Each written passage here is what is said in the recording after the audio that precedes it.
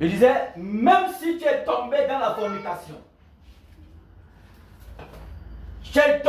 fornication, l'apôtre Paul dit, j'oublie ce qui est en arrière, je me porte vers ce qui est en avant, pour tâcher de remporter le but de la vocation céleste.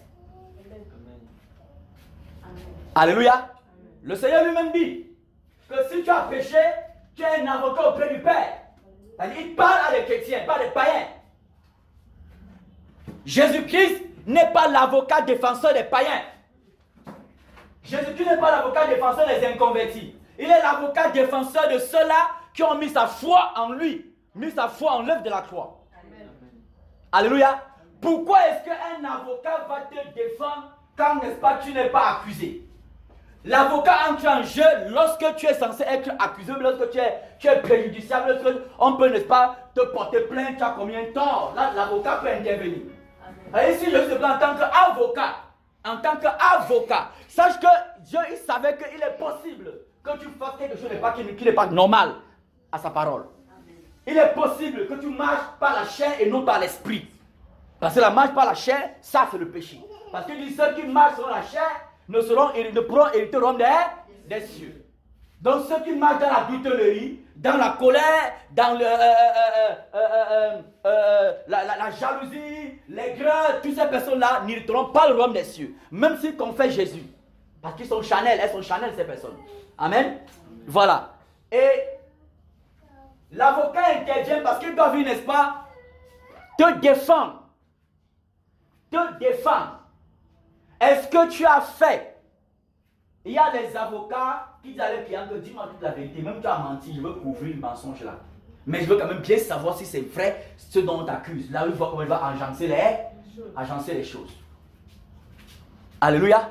Et Satan ne peut pas aller accuser un enfant de Dieu au ciel devant Jésus-Christ tant que la personne n'a rien fait. Parce que c'est qu'il perd son temps. Amen. Il perd son temps. Satan peut venir, n'est-ce pas, te distraire, te culpabiliser, toi, tu es discret. Mais Satan ne peut pas distraire Jésus. Amen. Il ne peut pas distraire Jésus. Donc, lorsque tu as un avocat, selon 1 Jean chapitre 2, verset 3, 1 à 3, il veut dire qu'il est notre victime propitiatoire. Il s'est offert n'est pas comme notre avocat. Celui-là n'est pas qui vient intercéder en notre faveur. Cela signifie que il y a des moments où tu sais que quelqu'un, une soeur ou un frère, peut faire quelque chose qui ne te plaît pas. Pour toi, ça se passe comme un péché. Mais est-ce que c'est le péché qu'il a fait? Est-ce qu'il a fait l'intention de te faire du mal? C'est la question qu'il faut se poser. Dès lors que tu te poses cette question-là, la réponse va te permettre de savoir quel jugement avoir avec la personne. Quelle attitude adopter. Si la personne a fait là avec la motivation de te nuire, tu auras une autre approche. Mais si tu sais que non, je mets ça sur le coup de l'humain, ça s'appelle l'humain, de l'humain, ou même sur le coup de l'ignorance, ou sur le coup, n'est-ce pas, d'une certaine immaturité. Ça veut dire, Seigneur, que je mets ça sur ce coup-là, Seigneur, aide ma soeur, aide mon frère, pour que la personne, on puisse avancer ensemble pour le salut éternel. Mais si ce n'est pas les mots, pas la motivation, la mauvaise motivation que la personne a fait, là, c'est autre approche. Seigneur, donne-moi d'avoir le discernement envers la personne pour que demain la personne, par ses mauvais comportements, même s'il m'a demandé pardon, que je ne me laisse plus entraîner pas dans la boue, par la paix, par la paix, tu deviens prudent. Amen. Tu deviens prudent. Dieu dit que c'est que prudent. Amen. Tu deviens prudent. Donc, en tant que les chrétiens, nous sommes censés comprendre que aucune personne sur la terre, aucun homme, aucune femme, aucune somme d'argent, aucun matériel, aucune jalousie, aucune colère, aucun sentiment humain ne devrait, n'est-ce pas, te décourager. Alléluia. Tu ne dois aucun quelqu'un décourager. Parce que ton zèle pour l'adoration ne dépend pas d'un homme. Ton zèle pour la louange ne dépend pas d'un homme. Alléluia. Ta passion pour Christ ne dépend pas des circonstances pas que tu vis. Alléluia. C'est pourquoi, parlant de la communion fraternelle, il y a un passage qui dit dans le livre d'Hébreux. Nous ne sommes, avant de passer à Hébreux chapitre 10, 25. Voilà, Hébreux chapitre 10, 25 que nous connaissons. Nous parlons de la communion fraternelle. Il dit, à partir du verset 24, veillons les uns sur les autres pour nous exciter à l'amour et aux bonnes œuvres. N'abandonnons pas notre assemblée comme c'est la coutume de quelques-uns, mais exhortons-nous réciproquement, et cela d'autant plus que vous voyez s'approcher le jour. Amen. Et plus le jour s'approche. Et lorsqu'on parle du jour, mon frère, rappelle-toi de ce que la Bible dit tout dans le livre de Romains chapitre 13, verset 11, n'est-ce pas, à 14. Il dit, par l'Esprit de Dieu dit, la nuit, il dit, ne devait rien à personne d'abord. Voilà. Ne devait rien à personne, ce n'est que l'amour. Vous voyez? Et lorsqu'on parle de l'amour, ce n'est pas la charité. Dans certaines versions bibliques, les catholiques ont fait, les catholiques on a mis charité. Ce n'est pas la charité. Fais la charité comme tu veux, là, tu meurs, tu vas en enfer, tu n'as pas Jésus-Christ. Alléluia. Voilà. Il dit, ne devez rien à personne, ce n'est que l'amour. Et l'amour, c'est quoi? L'amour de Dieu, n'est-ce pas, c'est la manifestation que Christ a révélée à l'humanité. Tu veux d'abord connaître ce que c'est que l'amour, définir ce que c'est que l'amour. L'amour, n'est-ce pas, c'est Jésus, c'est Dieu. En d'autres termes encore, l'amour, c'est la manifestation que Dieu, n'est-ce pas, a révélée à l'humanité, n'est pas de sa personne. Amen. Alléluia. Oui. L'amour,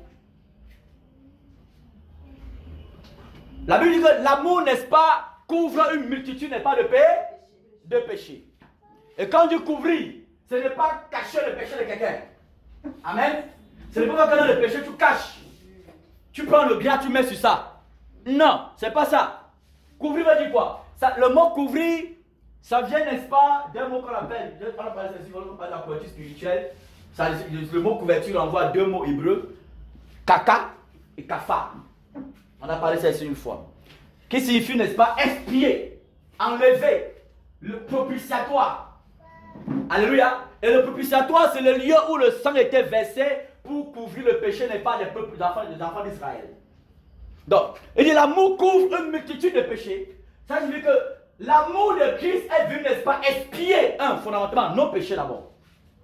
Alléluia. C'est par l'amour de Dieu que nos péchés ont été enlevés. Si mon péché a été expié, c'est à cause de l'amour de Dieu. C'est à cause de l'amour. Ce n'est pas couvrir. Ce n'est pas tolérer. Ce n'est pas quelqu'un dans le péché, tu vois, tu caches avec la personne, laisse, on ne parle pas, laisse, debout-toi un jour comme tu veux, tu patauges dans ton péché, tu patauges, que tu bois, que ça va te narrer là-bas, un jour on va pouvoir t'aider. Ce n'est pas ça couvrir. Alléluia. Ce n'est pas ça couvrir. Couvrir n'est pas fondamental. D'abord, vous savez, n'est pas d'enlever, d'expier.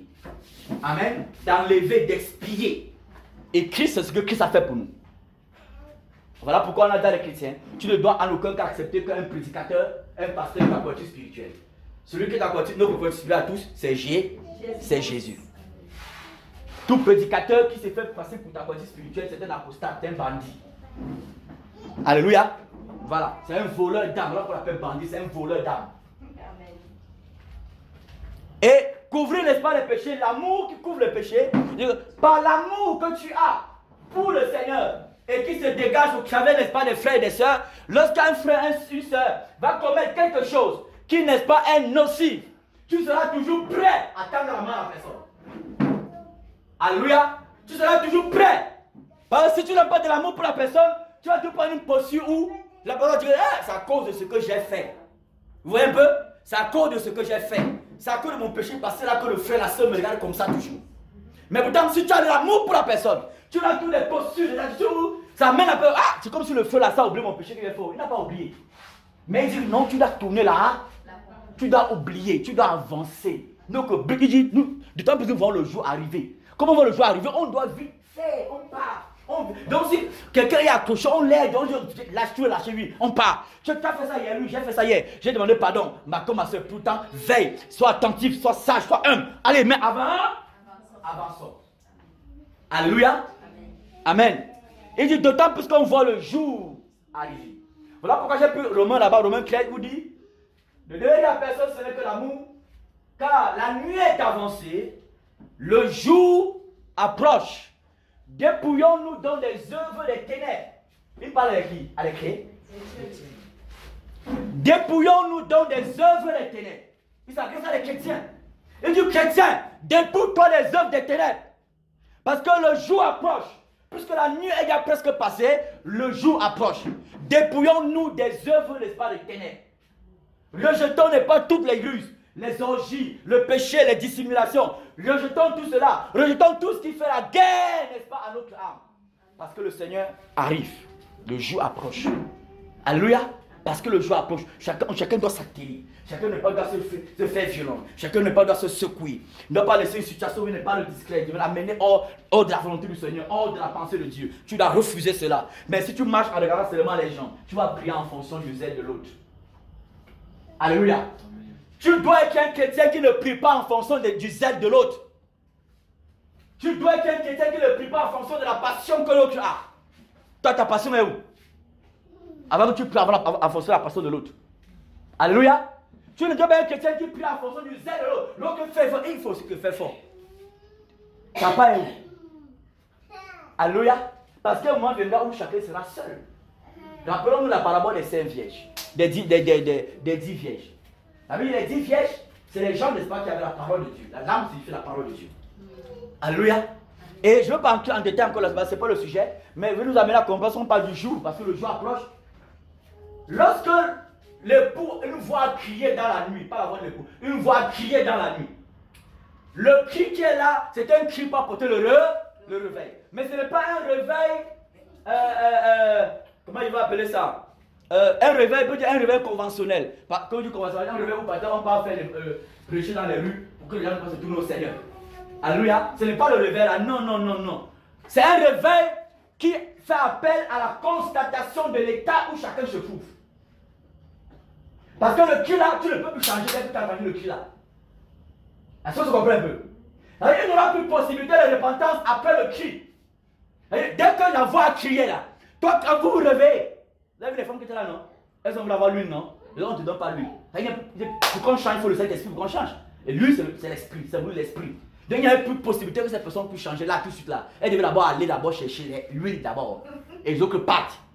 Alléluia. C'est ce qu'on appelle le réveil conventionnel. Le réveil, oh Dieu, répandez-vous, Jésus revient. Voilà, oh je me répands, je sors du péché, je sors du mensonge, je sors de la masturbation. Oh, là, on dit la personne là, il y a eu le réveil. C'est ce qu'on appelle le réveil conventionnel qu'on fait continuellement dans les quartiers. Amen. Ce serait un réveil de la constatation de la condition de l'homme. Pour, hey, je suis menteur. Va d'abord chercher, va d'abord prier pour sortir du mensonge. Mais ceux qui sont là sortis là, ils partent. Toi, tu attends d'abord. Vous comprenez un peu? Voilà pourquoi, puisqu'on voit le jour approcher, chacun doit ne pas se disposer normalement. On voit le jour arriver, chacun ne doit se préparer.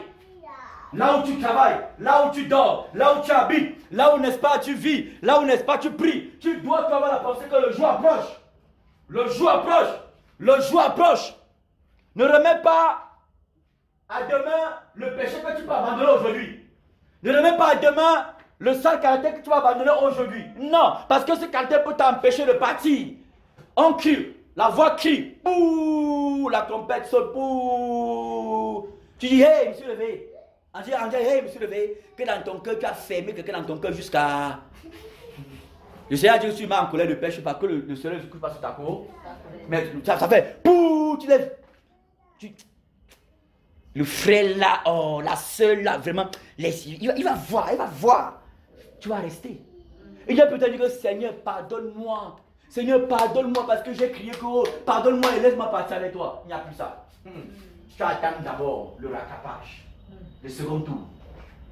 Voilà pourquoi il appelle ça un réveil de constatation de l'état spirituel où on se trouve. Tu te constates que non, c'est mon état. Voilà. Elles ont vu qu'elle n'avait plus l'huile. Je constate aussi mon état. Je suis en train d'être sauvé.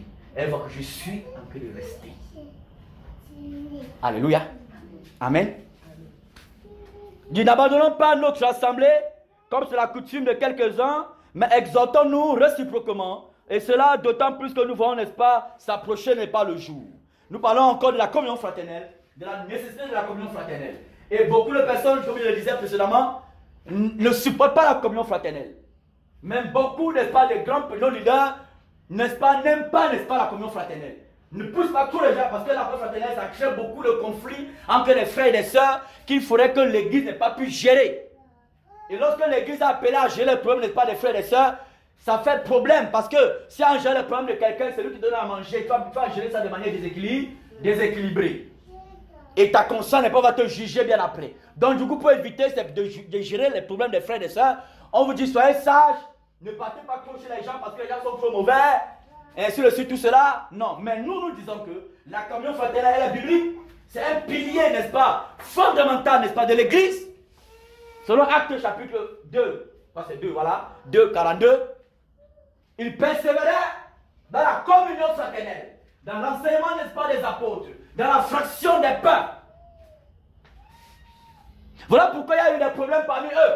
On était obligé de ne pas élire les diacres. Alléluia. On a élu les diacres parce qu'il y avait un problème qui s'était posé. Ils n'ont pas commencé l'église avec les diacres. Alléluia. Jésus n'avait jamais parlé des diacres. Pas du tout. Alléluia. Mais il y a un problème qui s'est posé. Et la solution c'est quoi? Comme c'est les hommes qui étaient investis du Saint-Esprit, revêtus du Saint-Esprit, il faut qu'on prenne des personnes qui ont aussi l'Esprit du Seigneur pour, n'est-ce pas, de régler ne pas ces conflits-là. Alléluia. Là, tu pouvais voir un juif qui a que le toisé, un non-juif qui est chrétien quand même. Ou bien un non-juif chrétien en train de toiser un juif qui est devenu chrétien. Ils se toisent, comme on dit les chrétiens pour se toiser entre eux en assemblée. Vous voyez un peu? Vous toisez, tu vas rester que la coupe va sonner. Alléluia. Dis à ton voisin, ne toise personne. Ne toise personne. Du moins, toise-toi toi-même. Alléluia. Amen. Voilà. Et le Seigneur dit, nous ne sommes pas de ceux-là qui se retirent pour se perdre, mais de ceux-là qui ont la foi pour sauver, n'est-ce pas, les âmes. Pourquoi la foi d'abord? La foi nous permet, nous en tant que chrétiens, nous tous, de supporter les faiblesses des uns et des autres. C'est la foi qui donne la capacité de le faire.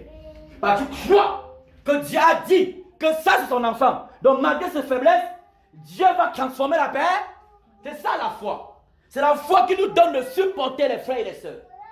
C'est la foi qui te donne de supporter ton frère, supporter ta sœur. C'est la foi. Parce que tu crois qu'il est l'enfant de Dieu. Amen.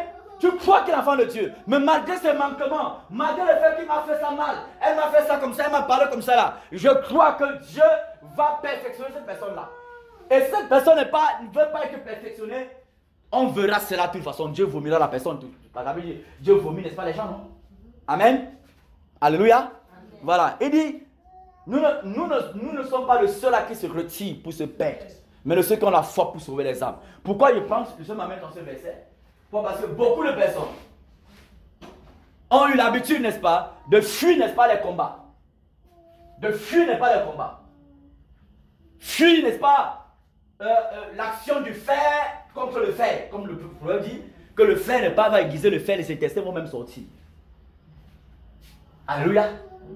Les gens vont fuir. Et lorsque, mon frère, tu fuis, n'est-ce pas, un problème. Tu fuis, n'est-ce pas, un combat que tu devais supporter, qui n'est pas lié à un péché. Parce qu'il faut faire la différence entre, n'est pas, le caractère et le péché. Amen. Il faut faire beaucoup de différences. Si quelqu'un est leader, quelqu'un veut être leader, conducteur, diriger les gens, les choses basiques qu'il doit comprendre, c'est la différence entre le péché et le caractère. C'est deux choses bien différentes. Alléluia. C'est deux choses bien différentes. Le péché, ce n'est pas le caractère. Le caractère, ce n'est pas le péché. Maintenant, ton caractère peut t'amener à pécher. Le caractère peut t'amener à pécher. Et lorsque même le caractère mène à pécher, le jugement, n'est-ce pas, de ce péché-là, il faut beaucoup, n'est-ce pas, je vais appeler ça quoi? De lien avec de l'esprit pour juger, n'est-ce pas, cela. Sans ça, on va enfoncer la personne dans un posture de refroidissement. La personne va se sentir humiliée, intimidée, rabaissée. La personne ne peut plus, n'est-ce pas, faire quoi que ce soit. Alléluia.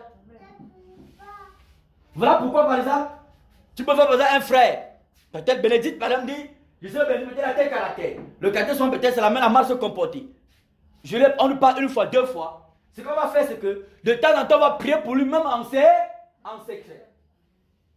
Pas lui pour la question Bénédicte. Tu as vérifié que ton caractère est tout parti. C'est pas ce qu'il faut faire. Alléluia. Tu pries pour lui. Lorsqu'il y a des situations où tu sais que le frère petit bâti se comporte, tu l'évites de l'envoyer là-bas. Lorsque peut-être on veut peut-être l'accuser dans telle chose, peut-être l'amener dans telle chose, parce que tu connais, n'est-ce pas, sa faiblesse, tu l'écartes de là. Dès qu'il va tomber là, les gens ne peuvent se lever, mettre le doigt n'est pas dessus. Vous comprenez un peu? Les gens mettent pas le doigt dessus. C'est comme ça là. Alléluia. Je vous ai dit souvent qu'il y avait l'espace, lorsque le travail c'était de nos aînés, il y a des problèmes que moi, pour m'amener, on m'envoyait gérer. Mais les problèmes qu'on ne m'envoyait pas gérer. Il y a c'est plusieurs fois, non? On ne m'envoie pas gérer. Il y a d'autres qui disent, toi plutôt pas. L'autre dit, toi pas. Et on dit, oui, toi va gérer tel problème. Toi va gérer tel problème, toi va faire tel problème. Parce qu'on ne veut pas venir t'exposer. On ne veut pas venir t'exposer. Parce qu'on a mis un Christ toi qui est plus lourd que toi-même. Alléluia. Amen. Et lorsque nous parlons de la communion fraternelle toujours, on a l'habitude de ne pas le dénoncer, de ne pas les fausses doctrines, condamner de ne pas les fausses doctrines, parce que c'est biblique n'est pas de le faire. On doit condamner de ne pas les fausses doctrines, dénoncer ne pas les faux prédicateurs, pas parce qu'on veut les envoyer en enfer, parce qu'on n'envoie personne en enfer. De toute façon, je ne peux pas envoyer quelqu'un en enfer, personne ne peut envoyer l'autre en enfer, chacun part en enfer parce qu'il a besoin de partir en enfer. Alléluia. Tu n'iras pas en enfer, si tu pars en enfer demain, ce n'est pas à cause de l'autre, c'est à cause de toi-même. Alléluia. Amen. Donc on doit condamner les fausses doctrines, condamner les œuvres, pas les ténèbres, comme la Bible dit, Éphésiens 5, verset 11 dit, il faut condamner les œuvres des ténèbres. Les condamner. Alléluia. De ne pas prendre part à cela. On doit le faire. On doit le faire. On doit faire toutes ces choses-là. Condamner les ténèbres, annoncer la vérité. Comme Paul disait, le Seigneur m'a établi pour la défendre, n'est pas de la sainte doctrine. Et tu peux pas défendre la sainte doctrine, ne pas sans condamner, n'est pas les fausses doctrines. Amen. Et dans l'exercice n'est pas de tout ce ministère-là. Le seul but, c'est d'amener les gens à ne pas être sauvés. C'est amener les gens à être sauvés. Et parmi ces personnes qui amènent à être sauvés, il y a des personnes qui fuient souvent les réalités, n'est pas de la foi. Ils fuient comment ça veut dire quoi la réalité de la foi? Ça veut dire que parce que tu as foi en Jésus-Christ, tu auras guerre tous les jours, n'est pas contre ta propre chair d'abord. Alléluia. Tu auras guerre contre ta propre chair. Le Seigneur dit que dans Luc chapitre 1, le Seigneur Jésus-Christ est venu n'est pas pour nous délivrer, n'est pas de tous nos aînés. Il parlait, c'est Zacharie qui prophétisait. Il prophétisait n'est pas par rapport, n'est pas venu le Messie et sur son peuple, le peuple d'Israël. Et de nous-mêmes aussi, nous les chrétiens, qui sommes issus, n'est-ce pas, de Christ. Lui, il est venu, n'est pas pour nous délivrer de tous nos ennemis. Et nous, on a trois catégories d'ennemis. On a, n'est-ce pas, nous, l'homme. L'homme d'abord, c'est l'ennemi d'abord de l'homme. Voilà pourquoi on a parlé aujourd'hui ici dans le livre de Psaume, je pense que c'est Psaume. C'est Psaume combien? Psaume 87 ou Psaume 127. Voilà, Psaume 127, verset 22. Non, pas Psaume 127, c'est pas ça. Jérémie chapitre 17, merci Seigneur. Voilà, Jérémie chapitre 17. Maudit soit celui qui se confie en l'homme et qui prend la chair pour appui. Amen. L'homme là en question, ce n'est pas d'abord celui que tu vois là-bas en route. C'est d'abord toi-même. Tu es un humain ou tu es un humain? Tu es un humain, non? Ça veut dire que tu fais comme les Buccaneers, tu fais ça, moi. Tu es maudit, non? Voilà. Il y a l'homme qui est notre premier ennemi. Il y a, n'est-ce pas, les démons qui sont nos ennemis, dont les démons avec Satan. Il y a, n'est-ce pas, l'ignorance aussi qui est notre ennemi aussi. L'ignorance. Alléluia. Il y a l'ignorance. Donc, lorsque tu deviens chrétien, tu dois comprendre qu'il y a la guerre qui va se produire entre la vie de Christ en toi et la chair avec laquelle n'est pas tu viens dans le monde. Amen. Tu dois comprendre cela. C'est vrai pourquoi Paul dit les désirs de la chair sont contraires, n'est pas au désir, n'est pas de l'esprit. Il y a une guerre entre eux deux. Il y a une guerre entre eux deux. Il y a une guerre. Cela signifie que il y a des choses que ta chair n'acceptera pas, ta chair n'appréciera pas, que la chair de l'autre apprécie, la chair de l'autre accepte. Du coup, il faut trouver le juste milieu. Et si tu ne vois pas, tu ne comprends pas qu'il faut trouver le juste milieu, tu vas condamner ta soeur, condamner ton frère. Et tu vas dire mieux que tu restes dans ta maison. Voilà pourquoi en ce moment je fais la communion fraternelle. Voilà souvent pourquoi. Et là, quand nous dénonçons, n'est-ce pas, les doctrines, on dit, la Bible dit, c'est pas nous qui le disons, la Bible dit, sortez, n'est-ce pas, le milieu d'eux. C'est pas nous qui le disons, c'est la Bible qui le dit. Amen. Voilà, 2 Corinthiens chapitre 6 parle de ça. Il dit, sortez du milieu d'eux. Quel rapport a-t-il entre les ténèbres et la lumière? Quel rapport? Il dit, quel rapport? Il séparez vous deux. Alléluia. Il dit, séparez. Il dit, sortez du milieu d'eux. Sortez de Babylone. Sortez de ceci, cela. C'est ce que la Bible dit. Et c'est ce que n'est pas nous prêchons. Pour amener les chrétiens n'est pas à servir le Seigneur, n'est pas d'un cœur pur et d'une foi sincère. Et là, quand on dit sortir, les fondements, n'est-ce pas, de cette sortie-là, c'est quoi? C'est Babylone, c'est quoi? Babylone, c'est tout ce qui est opposé, n'est-ce pas, à Jérusalem. Jérusalem, c'est la ville de Dieu. Babylone, c'est la ville de Satan. Alléluia. Babylone, c'est le lieu où, fondamentalement, ce qu'on fait amène les gens en enfer et non au ciel. Alléluia. Babylone, c'est là où le trône de Satan n'est pas s'y trouve. Babylone, c'est là où on met la vérité de côté pour marcher selon n'est pas le raisonnement, la philosophie de l'homme. On met la vérité de côté pour marcher selon n'est pas la théologie que l'homme a appris n'est pas à l'université. C'est ça Babylone. Babylone, c'est là où on remplace la parole de Dieu par les principes humains. C'est ça Babylone. Alléluia. Babylone, c'est là où on parle d'un autre Jésus. Les gens ont un autre esprit et un autre évangile. C'est ça la Babylone. Peut-être, lorsqu'on prêche aux gens de fuir les doctrines, de sortir de Babylone, les gens ont compris peut-être que lorsque peut-être même en assemblée, quelqu'un me blesse un peu, il faut que je fuis. Ce n'est pas ce que nous on a dit. Alléluia. Ce n'est pas ce qu'on a dit. On ne dira jamais cela. Jamais. Ce n'est pas ce qu'on a dit. Si demain tu fuis, n'est-ce pas, la communion fraternelle, peut-être même si tu es quitté ailleurs pour arriver ici, et que tu as fui la communion fraternelle parce qu'on t'avait blessé. Blessé l'âme. Tu as fui. C'est que Dieu va encore te blesser. Alléluia. Tu dis pas Alléluia. Amen. Alléluia. C'est que Dieu va encore te blesser. Et comme les redoublants ont soit la tête dure. Parce que les redoublants sont quand ils viennent à l'école, ils laissent les cahiers à la main. Parce qu'ils ont déjà écrit. Tu vois? Ils ont déjà écrit. Ils connaissent déjà, quand le professeur veut parler, il connaît ce que le professeur va dire. Ils ont la tête dure. Et après, ils vont qu'il est en train de crier. Mais peut-être le cahier à la maison, mais il est en train de tripler.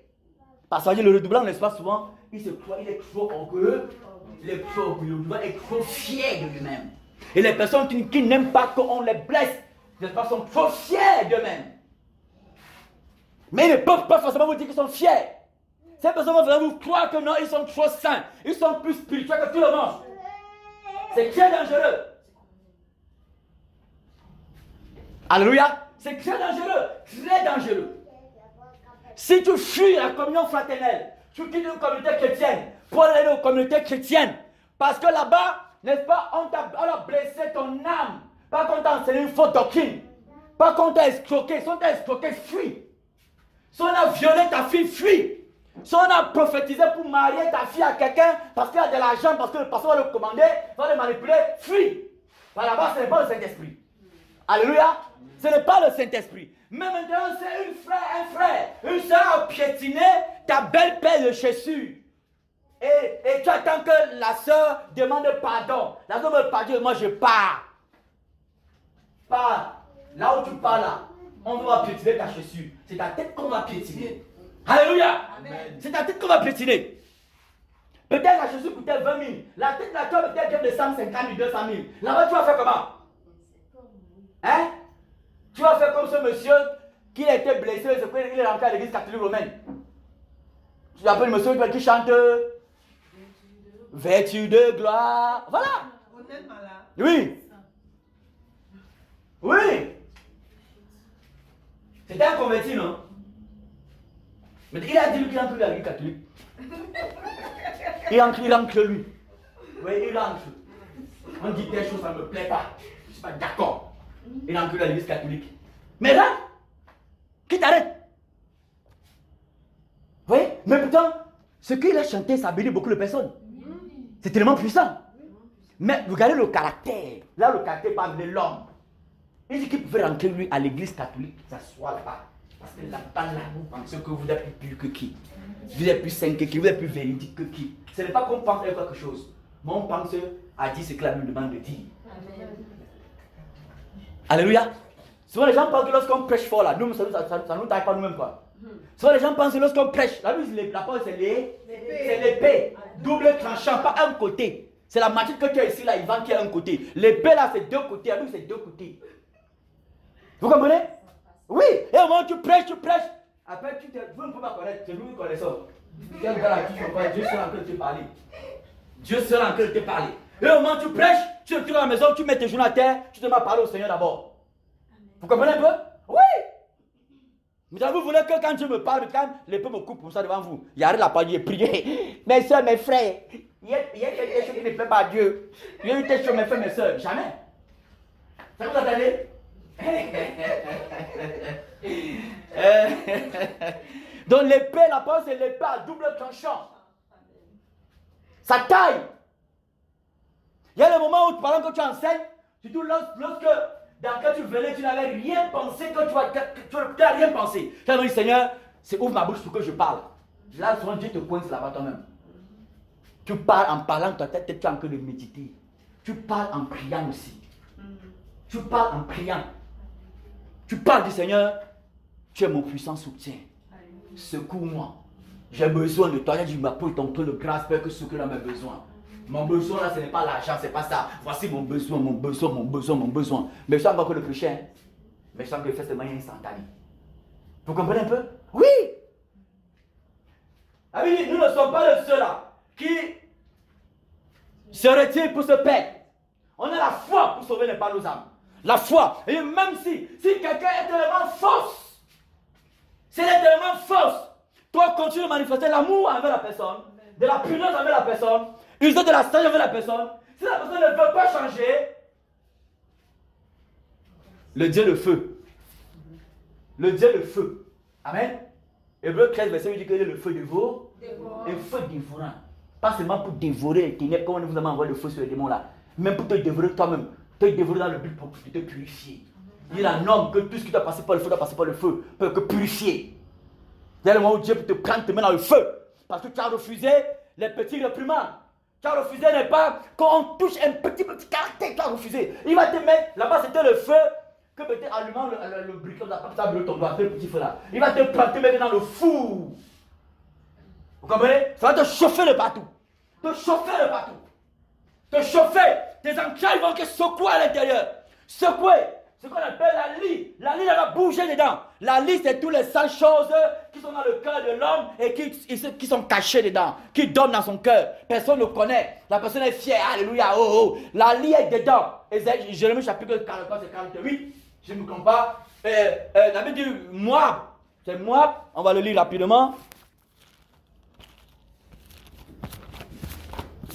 Jérémie.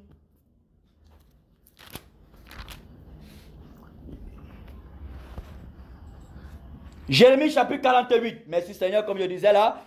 Jérémie chapitre 48, verset 11. Moab était tranquille depuis sa jeunesse. Il reposait sur sa lit. Il n'était pas vidé d'un vase à un autre. Et il n'allait pas en captivité. Aussi son goût, lui, est-il resté. Et son odeur ne s'est-elle pas changée. Voilà. Voilà, c'est pourquoi. J'ai dit pourquoi je viendrai. Je viendrai. Dieu t'a dit à moi, je viendrai. Quand je vais te secouer, je vais te torpiller, tu verras moi. Tu verras. Je dis, moi, peut-être tranquille sur son lit. Sur sa lit, pas le lit, c'est pas son lit, sa lit. La lit, c'est lorsqu'on prend un verre d'eau, il y a peut-être beaucoup les choses, les éléments à l'intérieur, tout cela, et on dépose le verre, quand le calme, il y a un décantant, ça ne descend pas rester au fond. Tant que le verre ne bouge pas, c'est qu'au fond là, le pas ne monte pas. C'est ça, non? C'est ça, non? Tant que le verre ne bouge pas, c'est qu'au fond là, ce qui est descendu pas ne monte pas. Donc pour faire monter, c'est qu'au fond là, bien caché au fond là, il faut secouer le verre. Il y a les chrétiens comme ça. Il ne veut pas dire les païens, nous parlons des chrétiens. Il y a les chrétiens comme ça, qu'il faut que Dieu secoue. Dieu secoue. Oh, je n'aime pas qu'on me parle comme ça. Dis à ton voisin, tu es qui? Tu es qui? Réponds-lui encore, tu es poussière. Tu es poussière. Voilà. Oh, je n'aime pas qu'on me regarde un genre là. Tu es qui? Je n'aime pas qu'on me parle un peu comme si j'étais pas n'importe comme j'étais pas un grand quelqu'un. Tu es un grand quelqu'un. Tu es poussière. Nous sommes poussière. Je n'aime pas qu'on me gronde. Je n'aime pas qu'on me gronde. Laisse même les hommes te gronder. Parce que c'est Dieu qui te gronde.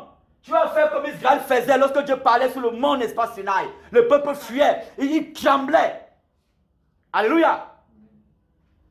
Oh, quand on me regarde comme ça là, quand on me parle comme ça là, quand j'entends comme ça là, dire quelque chose, on a dit ça c'est mon nom, moi ça me fait un jas comme ça là dans mon cœur. Mais laisse que ça fait un jas, et que ça sorte le tout. Alléluia.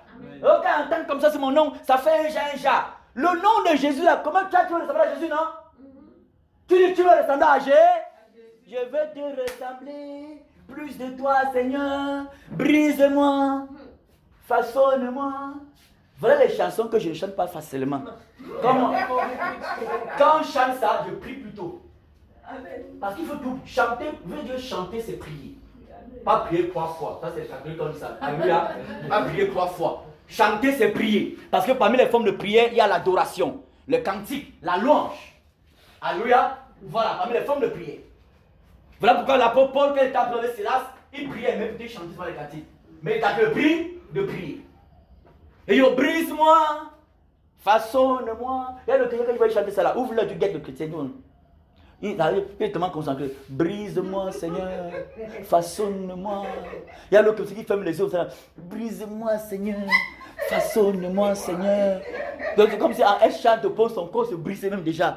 Brise-moi, Seigneur, façonne-moi, Seigneur. Je ne suis rien, Seigneur. D'ailleurs, tu finis de faire, tu t'assois, tu deviens quelqu'un maintenant. Moi, tu dis que je ne suis rien, non. Mais dès que tu t'assois, tu deviens quelqu'un. Pourtant, tu chantais que je ne suis rien. Dès que tu finis, tu deviens quelqu'un. Tu vas marcher comme ça là. Je n'aime pas ça. Oh, quitte là. Voilà. Hein? Tu parles comme ça, tu vas quitter là. Oh. Ah, moi, je n'aime pas le cul comme ça. Je n'aime pas le cul comme ça. Ah. Tu as oublié la prière. Tu as oublié la prière que tu faisais là. Tu as oublié. Mais je rends grâce à Dieu parce que lorsque tu pries comme ça là, si tu veux, tu oublies. Alléluia. Sortir de ta bouche, non? Quelqu'un t'a forcé? On a mis la bouche sur la tête? Tu as chanté ton nom, non? C'est bien, j'aime la... Là, tu vous as dit que chante ma fille, chante. Même si tu as peur, tu oublies. Je vais te rappeler ça par mon feu de brisement. Tu veux, tu oublies. Dieu ne l'oublie pas. Il va exaucer ta prière. Et on aime que tu exauces la prière, non? On n'aime pas? On aime. Il va exaucer ta prière. Et un moment où, quand il a pris d'exaucer ta prière, tu résistes trop. Il va seulement mettre la main, il va te casser. Par contre, on résiste, ça devient tendu. Donc il va te mettre la force au point où tu deviens comme rien. Comme n'est pas un rebut aux yeux de tout le monde. Un vrai déchet aux yeux de tout le monde. Donc tu acceptes que oui, Seigneur, je ne suis rien. Je croyais que j'étais quelque chose, Seigneur. Je croyais, je pensais souvent. Souvent, il disait à ma bouche que je ne suis rien, mais dans mon cœur, je savais que j'étais quelque chose. Maintenant, j'ai envie de dire par ma bouche que je ne suis rien. Parce que mon cœur aussi croit que je ne suis rien. Dieu va dire que mon fils, ma fille, tu comprends, il y a quelque chose.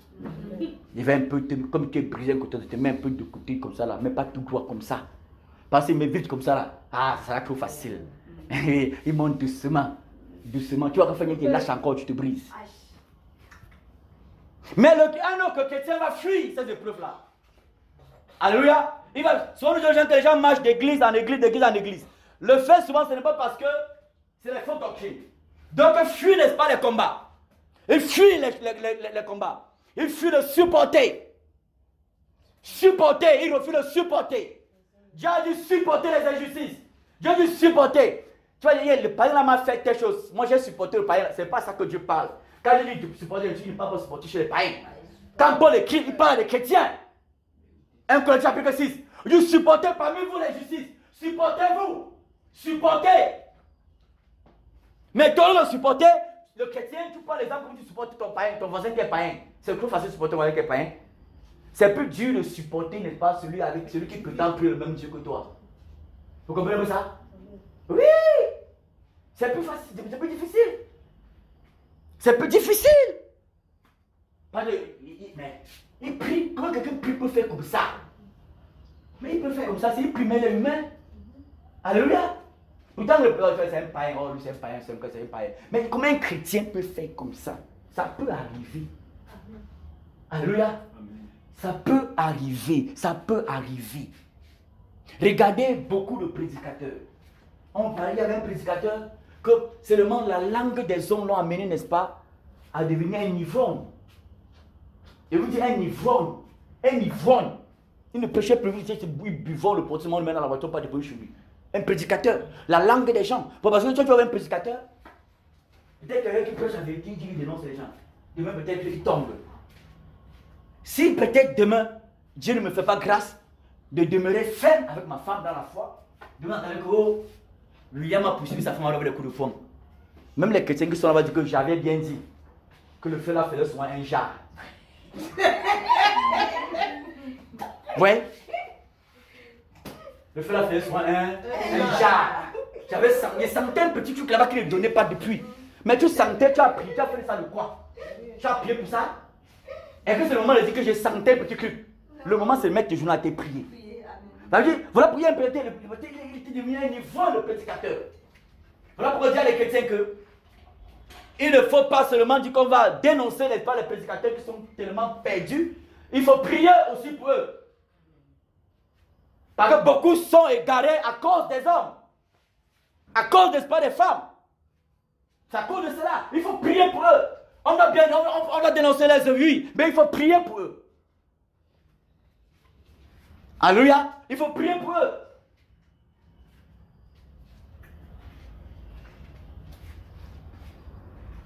Demain, tu entends que le frère William a escroqué la vie de quelqu'un. Il a fui, il est parti au Canada. Il va dire, hé, je me dis, oh, quand le frère passe sur le Canada, il sentit qu'il était charnel. Hein? Au lieu de penser au ciel, il pense au Canada. On est là pour aller au ciel. Mais lui dit qu'il aime le Canada. Il était un peu souvent charnel, le frère. Il vous dit. Il était un peu charnel. Il était un peu charnel. Il était un peu charnel. Vous voyez, c'est ça souvent les chrétiens. Parce que lorsqu'on pêche là, on peut me commettre une erreur. Hein? On peut me commettre une erreur. Non! Non! Pas du tout. Je vous ai dit, il faut essayer là quand je me marie, quand tu n'es pas encore marié. C'est vrai que ma femme ne peut jamais m'énerver. Il ne peut jamais m'énerver. Jamais. Et elle-même savait que ne peut jamais ne pas être que du coup avec un genre où elle est mal à l'aise. Oui. Parce que là, on était encore chacun son go. On se voyait en route, on se salue, on mange un bon truc, on rit. On rit, ainsi ça là. Maintenant, vous dormez, le repas sur plus là, c'est pas qu'il dort. Peut-être te pousser même par terre. Peut-être vous dormez un gaz, boum, tout ça là. Toi, peut-être tu n'aimes pas ça. Ainsi tout ça là. Tu as bien le supporter. Ouais, c'est ça le mariage. C'est ça le mariage. Maintenant, tu vas dire, oh. Tu vas dire, ah, comment, il dit, ah, bébé, oh, tu dors, tu pètes, comment tu dors, ça sent. Ah, moi je suis énervé, je n'aime pas le comportement là. Il faut t'élever, tu vas faire ça loin. Je dis, bébé, je sais que je dormir. Comment il me lève, il fait ça loin, je dors. Et il sort. Tout simplement. Donc, il y a quelque chose, je bloque et je me lève et je pars. Non. Donc, elle me supporte. Elle supporte. C'est ça le mariage. On se supporte. Elle est mon frère, elle est ma soeur, je suis son frère. Donc, elle me supporte comme ça. Vous comprenez? Elle me supporte comme ça, c'est comme ça. Peut-être quand on n'était pas mariés, quand mon frère, peut-être, je ne sais pas, elle sait peut-être qu'elle va me dire, je vais accepter parce que je dis que oh, je t'aime trop. Elle sait que je vais le flatter parce qu'elle veut l'épouser. Quand tu flattes, tu dis les bonnes choses, tu donnes les bonnes paroles, tout ça. Tu ne demandes pas ton côté n'est pas dur. Voilà, quand tu demandes ton côté dur, ça ne va pas trop bien. Mais quand elle a le mariage, quand elle dit que chérie, j'ai envie de le faire, tu dis non. Elle dit oh, tu n'étais pas comme ça avant, hein. Avant, on n'était pas mariés. C'est autre chose. Alléluia. Maintenant, il faut se supporter. Il faut se supporter. Tu es mon frère, je suis ta soeur. Je suis ton frère, tu es ma soeur, avant d'être ma femme. Donc, on se supporte. C'est ainsi l'église. Se supporter. Alléluia. Se supporter. C'est très important. Se supporter. Vous riez, mais c'est réel ce que vous dites. Il y a juste, à partir de ce soir, je vais publier ce que je prêche là maintenant. Voilà mon téléphone qui est en train d'enregistrer. Parce qu'il a dit péter. C'est pas un mot français. C'est pas un mot français. Qui ici ne pète pas? Les plus grands prédicateurs pètent. Voilà. Faut arrêter de faire comme si c'est un signe de bon ça. Puis tu dis, puis pourtant tu fais un mois sans péter. Ton ventre va s'éclater. Péter veut dire que Dieu t'aime. Il prend soin de ton corps. Amen. Alléluia. Ah. Les gens, on dit, ça c'est une expression ça. On veut un seul mot. Les chrétiens, dégagez, c'est une expression. Il n'y a pas le mot verbe péter dans le dictionnaire. Tu sais qu'il n'y en a pas? Gazé, il n'y a pas? Alors? On a arrêté de faire comme si on ne dit jamais ces mots-là, ou bien comme si on ne fait pas, on ne pète pas, on pète. Et c'est la santé. Parce que les chrétiens, ils vont dire les mots que... Quand vous étiez ma femme, je disais tous les mots qu'elle m'a dit, je disais tous les mots. Elle faut comme si elle c'est un prédicateur ou non. Quand j'étais naturel. Vous comprenez? J'étais naturel, je suis naturel. Je ne fais pas la fabrication. Elle est venue.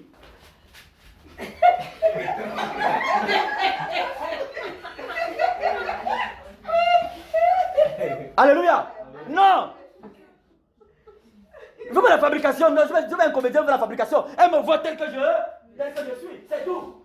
Je parle naturellement avec elle. Déjà, quand je suis devant la prêche, je suis en train de prêcher. Mais quand je parle avec toi là, c'est ton mari. Tu es naturel. Alléluia. Se supporter, c'est important. C'est très important. Si tu n'arrives même pas à supporter les frères et les sœurs à l'assemblée, c'est peut-être difficile que tu supportes ton mari ou ta femme demain. Vous comprenez un peu ça? Il y a les victoires que tu dois remporter avant, n'est-ce pas, le mariage. Il y a les victoires qu'on remporte étant dans les fiançailles avant d'accéder au mariage. Si tu portais les combats, n'est-ce pas, les fiançailles, du célibat, tu vas rester dans le mariage, tu vas te tuer ton foyer. Alléluia. Il y a les victoires que tu as remportées dans le célibat, les victoires que tu as remportées dans, n'est-ce pas, les fiançailles. Et le mariage a ses victoires, a ses combats que tu as remportés aussi. Mais ne porte pas le combat d'un célibataire, tu ne mets pas dans le mariage. Pas du tout. Il faut se supporter. Il faut apprendre à pardonner. Il ne faut pas fuir, n'est-ce pas, les problèmes. Le problème vient, tu dis, Seigneur, j'ai encore eu mal dans mon cœur contre le frère, contre la soeur. J'ai eu mal dans mon cœur, Seigneur. Mais Seigneur, donne-moi, parce que le frère, la soeur, vraiment craignent Dieu. Mais donne-moi de le voir et l'aimer tel que toi tu l'aimes. Donne-moi la capacité de le supporter, Seigneur. Seigneur, donne à mon cœur d'avoir n'est pas la carrure du cœur de Jésus-Christ. Qui, quand un truc vient, je supporte. Quand ça fait mal, je supporte. Je supporte. Après, tu enlèves cela, Seigneur. Pas les personnes, quand un problème, tu balances le verre de la main. C'est différent. Lorsque les gens le sortaient des pas de Babylone, ce n'est pas fuir, n'est-ce pas, les épreuves, n'est pas le caractère. Alléluia.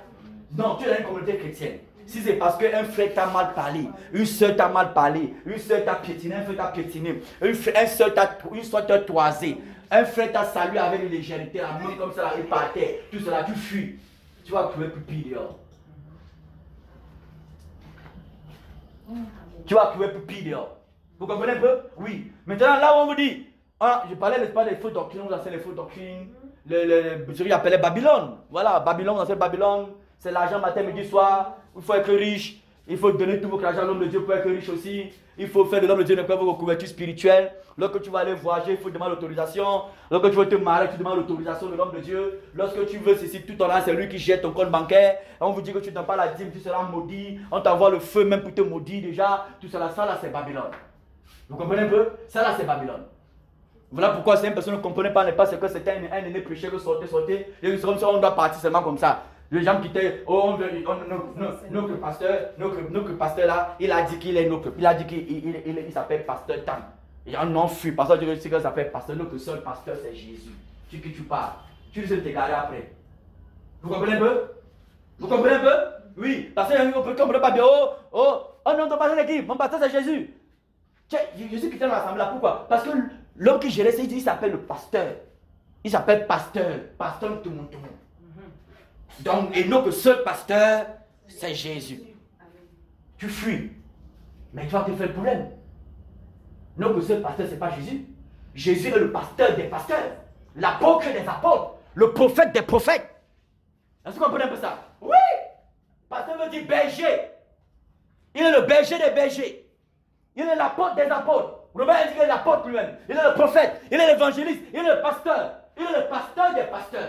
Et un pasteur engendre les pasteurs. Un apôtre engendre les apôtres. Donc si quelqu'un peut-être dit prophète, c'est parce qu'il est issu, n'est-ce pas, d'une semence prophétique. De qui? De Jésus-Christ. Si quelqu'un n'est pas pasteur, il est issu d'une semence, n'est pas pastorat de qui? De Jésus-Christ. Alléluia. Et les gens, du coup, les gens fuient même les assemblées. Mais pourtant, Je vous ai parlé de monsieur. Que une femme, j'ai vu une femme de demain me disait que le pasteur là, c'est le pasteur de l'assemblée, quoi que pas là. Et le pasteur là prend les dîmes. Mais il ne prend pas les dîmes en fonction de la révélation qu'elle a du Seigneur. Et au moins, il a un cœur qui crée le sait. Qui prend les dîmes, il ne met pas dans ses poches. C'est pas pour aller acheter les voitures tous les jours, porter les costumes, nouveaux costumes chaque dimanche. Ce n'est pas ça. Quand il prend la dîme, il partage ça, il appelle les gens. Tu as telle ordonnance, il partage à chacun selon ses besoins en fonction de ce qu'il y a de manière proportionnelle. Alléluia. Je vais demander à la femme là que fuit le monsieur là. Non. Maman va continuer à prier. Prie là-bas. Prie là-bas. Alléluia. Va prier là-bas. Sinon, ça va créer, n'est-ce pas, la confusion dans la tête des gens. Et les personnes là qui vont venir même, parce qu'ils ont fait les assemblées, quand ils vont venir, ils vont entendre que vous serez parfait. Toi qui les as fait sortir de l'assemblée là, il faut que tu sois parfait. Je veux que tu commettes une petite erreur, ils vont tout finir. Vous comprenez un peu? C'est ce qu'on a vu. Ils vont te finir. Je veux commettre une petite erreur, ils vont te finir. C'est eux qui vont te descendre. C'est eux qui vont mettre ton nom partout. On croyait qu'il est trop spirituel. On croyait que c'était un grand pasteur vraiment. On croyait que c'est un grand apôtre. On croyait. Tu croyais que quoi? Toi d'abord, tu crois que toi tu es quoi d'abord? Tu es arrivé. Voilà pourquoi le Seigneur dit dans Galates chapitre 6. Voici le verset 3. Vous avez compris, n'est-ce pas? Le phénomène n'est pas de la ligne, non? Hein? La ligne, moi, peut-être tranquille. Comme toi, tu veux que tu es tranquille. Tu es sûr que tu es humble. Tu es sûr que tu es doux. Tu es sûr que tu es trop spirituel. Une situation, boum, boum, tu ne sens pas comment ça vient. Tu es là dans toutes tes idées. Toutes tes. Ça veut dire, hey, qui m'a vu? Qui m'a vu? Non, t'as vu? Toi-même, tu t'es d'abord vu, toi-même. Ça suffit déjà. Toi-même, tu t'es vu. Ça suffit. Alléluia. Amen. Je parlais de Galates chapitre 6, merci. Ne fuis pas la communion fraternelle, n'est pas à cause des blessures. Fuis, n'est-ce pas, une communauté chrétienne à cause n'est pas les fausses doctrines. Voilà pourquoi on dit à les personnes, lorsque tu es là, on dit tout ce que Dieu doit nous dire, parce qu'on ne sait pas là où tu vas partir demain. Alléluia. On ne sait pas là où tu vas partir demain. On ne sait pas là où tu vas partir demain. On ne sait pas. Mais il faut là où tu vas partir demain, là, tu parles, pas, et tu as la vérité, n'est pas pour motivation. Et que tu as de la sagesse pour pouvoir supporter. Tu vas arriver quelque part où l'homme de Dieu, il a sa chaise devant. Mais peut-être parce qu'il ne connaît pas. Mais pourtant, il se sanctifie, craint Dieu. Tu vas dire, lui là, c'est un apostat, il a la chaise devant. Ce n'est pas forcément ça, il faut faire très attention. Amen. Ce n'est pas parce qu'il ne met pas ma chaise devant qu'il veut condamner tout ce qui m'a la chaise devant. Pas du tout. Mais je veux leur dire la vérité que je crois, mais sans les condamner. Amen. Sans les condamner. Oui, sans les condamner. Galates chapitre 6. Frère, verset 1. Frère, si un homme vient à être surpris en faute, vous qui êtes spirituels, regressez-le avec un esprit de douceur. Alléluia. Il dit frère, si un homme vient à être surpris en faute, vous qui êtes spirituels, regressez-le avec un esprit de douceur. Et si tu as vu quelqu'un qui est en faute, comme il est en faute, tu as pas, la supériorité n'est pas sur lui par rapport à ta position spirituelle. Tu dois ne pas les. C'est ça, accueillez-vous les uns les. Voilà, accueillez ne pas ceux qui sont faibles. Prends garde à toi-même, de peur que tu le sois aussi tard. Portez les fardeaux les uns des autres. Et vous accomplirez par la loi de Christ. L'amour couvre une multitude de péchés. Portez les fardeaux les uns des autres. Supportez-vous. Peut-être le fardeau de quelqu'un, peut-être c'est prier pour avoir la douceur. Prier peut-être pour avoir la maîtrise de soi. Prier pour avoir l'humilité. Prier pour avoir cela. Prier pour avoir la tempérance, tout cela. Ce sont tous les jours porter ça, Seigneur, aide-moi, aide-moi. Et demain, aide-moi demain, Satan, sa chair l'amène encore peut-être à tomber. Toi, au lieu de venir le soutenir, tu vas dire que tu as encore.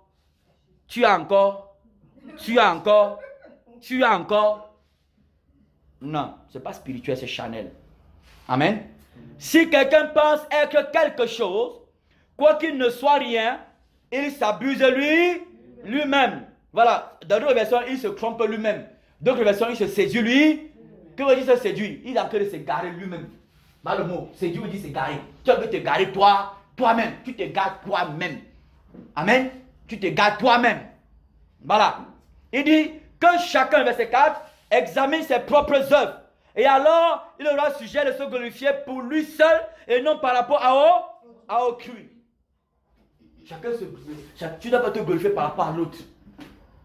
Tu veux te glorifier? Regarde à Jésus. Si tu éclaires Dieu, tu n'as même plus rien dit. Mais si tu regardes seulement aux hommes, tu vas toujours parler. Mais regarde Jésus, il est trop humble. Il est trop doux. Donc tu vas plus regarder l'homme. Tu regardes à Jésus. Vous comprenez un peu? Tu regardes à Jésus. Voilà. Amen. La communion fraternelle n'est pas facile, mais elle est très importante. Amen. Voilà pourquoi l'apôtre dit à Timothée que tes progrès soient évidents devant tous. Tes progrès soient évidents devant tout le monde. Il dit voilà il dit à Timothée, voilà le caractère que tu dois avoir en tant qu'un bon prédicateur. Comme ceci, il dit voilà tes progrès. Voilà, il dit à Timothée, voilà. Il explique à Timothée, voilà. Il explique à Timothée. Parce que tes progrès sont évidents devant tout le monde. Donc tu t'examines toi-même tous les jours. Tu t'examines et tu t'examines pas par rapport à l'autre, mais par rapport à Jésus. C'est par rapport à l'autre, tu vas te tromper toi-même. Amen. Tu t'examines par rapport à Jésus. Jésus il était là-bas, on a donné un soufflet, il a répondu comment? Tu vas voir? Jésus là-bas, on l'a accusé, il a répondu comment? Jésus, on a fait, il a répondu comment? Même sa propre famille n'est pas à tourner le doigt. Jésus, il a fait quoi? Est-ce qu'il a la colère contre sa famille? Non. Est-ce qu'il a la haine contre sa famille? Non. Il aimait toujours sa famille. Alléluia. Il aimait toujours sa famille. Parce que son but c'était que par l'amour qu'il a pour sa famille soit sauvée. Amen. Donc je nous invite. La communion fraternelle, elle n'est pas facile à vivre, je vous assure. Il y a des gens qui fuient la communion fraternelle. Quand il dit les gens, les leaders qui fuient, parce qu'ils veulent pas, ils ont le temps de chercher, ils prient plutôt pour le temps d'avoir des grandes révélations, comment ils vont faire pour se remplir les poches. Des grands thèmes vraiment prophétiques pour, n'est-ce pas, amadouer, n'est-ce pas, les chrétiens. Ils veulent ça, mais aller régler les problèmes, c'est grave. Vous comprenez? C'est grave. Vous voyez ces bichons-là qui ont peut-être 3000 personnes ensemble là. Si le mal gère le problème entre les gens, il va se sortir. Il va oublier l'argent qu'il est venu chercher. Si c'est l'argent qu'il cherchait, il va oublier l'argent là. Donc pour éviter d'oublier l'argent qu'il est venu chercher, il dit qu'il vous évite trop, il évite trop d'être avec vous dans vos communions fraternelles. Il évite, il vous encourage même pas trop. Il vous encourage pas.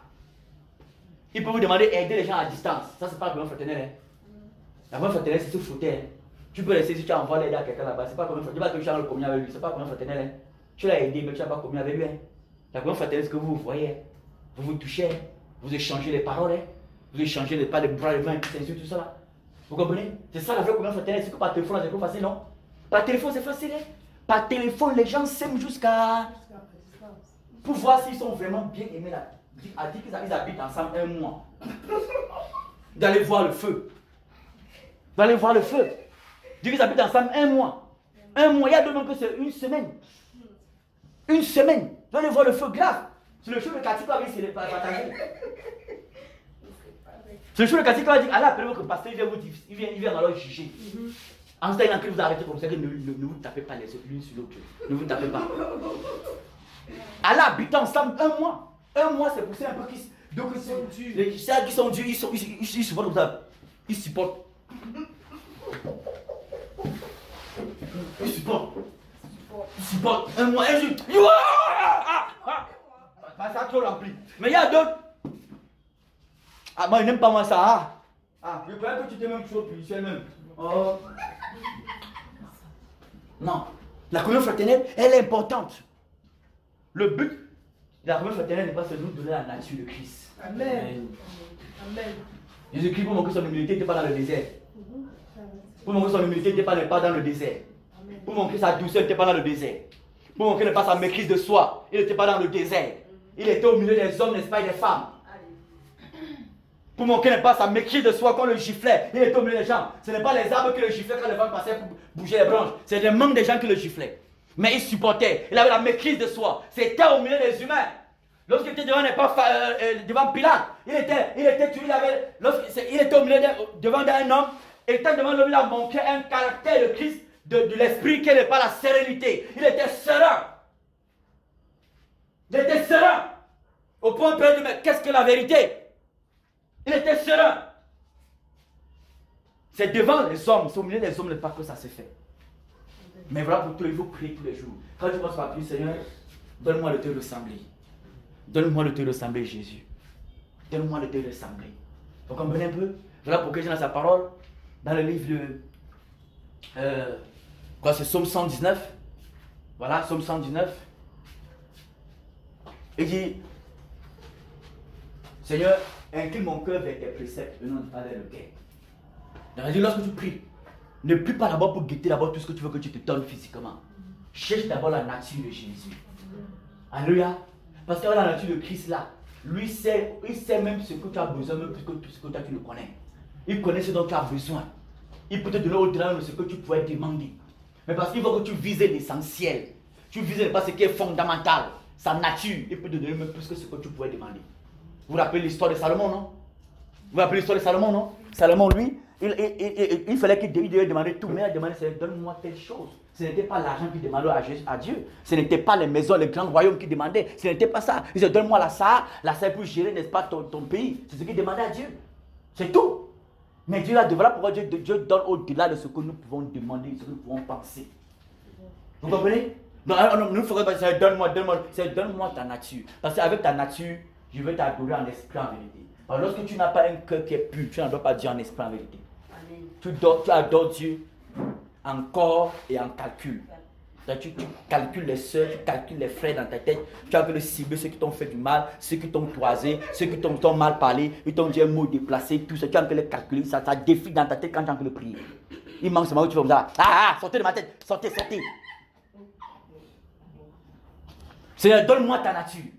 Parce que la nature de Christ, tu vas même mieux gérer ce qu'il va te donner demain. Amen. Oui, c'est facile d'être béni par le Seigneur. On a lu un verset ici dernièrement où on disait, le Seigneur dit, un juste ne manque de rien. Vous vous rappelez, non? Vous vous rappelez? Un juste ne manque de rien. Mais va réfléchir à ce verset-là. Il y a un enfant de Dieu qui s'abandonne à la volonté de Dieu au quotidien, ne manquera de rien. De rien. Je n'ai pas dit que va demander 100 voitures, va te donner. Ce n'est pas ce que je dis. Alléluia. Va demander, tu n'auras rien. Alléluia. Oui. Parce qu'un juste connaît la pensée de son Dieu. Il ne peut pas oser dire que Dieu donne 50 voitures. Parce qu'il connaît la pensée de son Dieu. Il ne peut pas dire, donne-moi des milliards. Parce qu'il connaît la pensée de son Dieu. Donne-moi ce qui est nécessaire pour que je puisse t'adorer tous les jours. Alléluia. Tu juges bon de donner beaucoup, ça te regarde, Seigneur. Mais fais ce qui est bon et bon pour moi, pour que je sois sauvé. Alléluia. Oui. Amen. Alléluia. Ne fuyons pas la communion fraternelle parce qu'on a été blessé, parce qu'il y a un mot qui nous a choqué, parce qu'il y a un frère ou soeur qui nous a toisé, parce que par exemple, il y a eu même peut-être un jugement qui s'est passé, tu n'as pas apprécié le jugement. Tu n'as pas apprécié le jugement. Un conflit peut se passer entre Bénédicte peut-être et Laura. On juge, on clenche le jugement. Toi, parce que tu aimes trop Laura que Bénédicte, tu n'es pas très d'accord le jugement qu'on a fait contre Laura.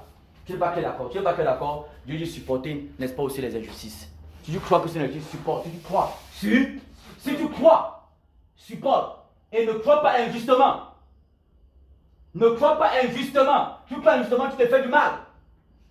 Donc tu peux ne pas être là. Je ne suis pas très d'accord de ça, mais Seigneur, vraiment, Seigneur, vraiment, je me remets à toi. Tu es notre Père à nous tous. Aide-nous. C'est ça un enfant de Dieu. Pas dire que c'est eux. Ah Seigneur, c'est eux, hein. C'est eux. Ils font eux leur œuvre. Ils font eux leur œuvre, c'est eux. Ça là, c'est les hypocrites qui aiment dire comme ça. C'est les dangereux. Ils font eux leur œuvre. Ils font leur œuvre. Ils font leur œuvre. C'est eux. Alléluia. Il faut faire très attention.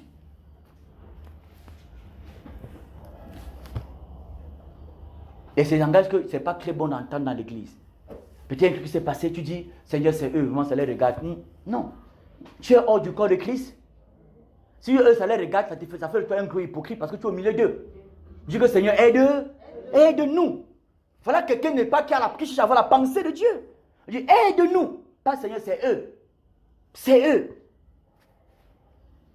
Voilà pourquoi il disait à vous les diaconesses de bien faire les choses parce que les gens vous regardent aussi. Vous comprenez? Et Ce n'est pas que vous devez être dans la peur quand vous faites quelque chose. Commettez les erreurs. Ça vous donne la maturité. La maturité. Même si les gens disent que vous avez mal fait ici, ce n'est pas un problème. J'ai mal fait, j'apprends et je continue d'avancer. C'est comme cela. Alléluia. Est-ce que ça va pour tout le monde? Ne fuyons pas la communion fraternelle. Le Seigneur, n'est-ce pas, Jésus-Christ revient. Aimons-nous les uns les autres. Jésus-Christ a dit, si vous aimez les uns les autres, le monde saura que vous êtes de moi. Parce que le monde nous regarde.